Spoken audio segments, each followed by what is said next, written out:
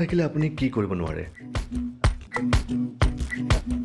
সাধনা থাকিলে অসম্ভৱো সম্ভৱ হয় সাধনাৰ ফলতেই জন্ম হয় অসাধাৰণ সৃষ্টিৰো তেনে এক অসাধাৰণ সৃষ্টি কৰিছে যোৰহাট জিলাৰ টিয়কৰ শিল্পী নয়নমণি বৰুৱাই যদিও বহাগ মাহ চলি আছে আমাৰ এইবাৰ লকডাউনৰ কাৰণে আমি সকলো শিল্পী বা মিউজিচিয়ান আমি ঘৰতে আবদ্ধ হৈ থাকিবলগীয়া হৈছে সেইবাবে ভাবিলোঁ আজৰি সময়কণত এটি গীতকে কৰোঁ অসমীয়া পুৰণি গীত কিন্তু আকৌ ভাবিলোঁ যে ৰিদম ছাইডটো কিছুমান পেলনীয়া সামগ্ৰীয়ে কৰিব পাৰি নেকি একো বাদ্যযন্ত্ৰ ব্যৱহাৰ নকৰাকৈ সেই তেনেকৈ ভাবিয়ে মই পেলনীয়া সামগ্ৰী যেনে পেন ড্ৰাইভ হওক ভগা পেন ড্ৰাইভ বা ব্লেড টিন ফলি কাগজৰ পৰা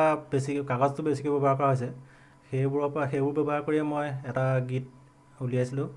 লকডাউনৰ সময়ছোৱাতে নিজ গৃহত আবদ্ধ থাকিও সুৰ সৃষ্টিৰ সাধনাত থকা যুৱশিল্পীগৰাকীয়ে পেলনীয়া কিছু কাগজ বটল আদিৰ ব্যৱহাৰে সৃষ্টি কৰি উলিয়াইছে এক অপূৰ্ব সুৰ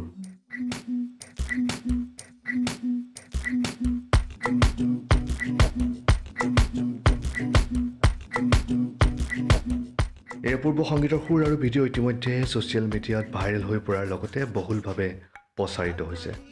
লগতে অসমৰ সংগীত জগতলৈও প্ৰচুৰ সম্ভাৱনা কঢ়িয়াই আনিছে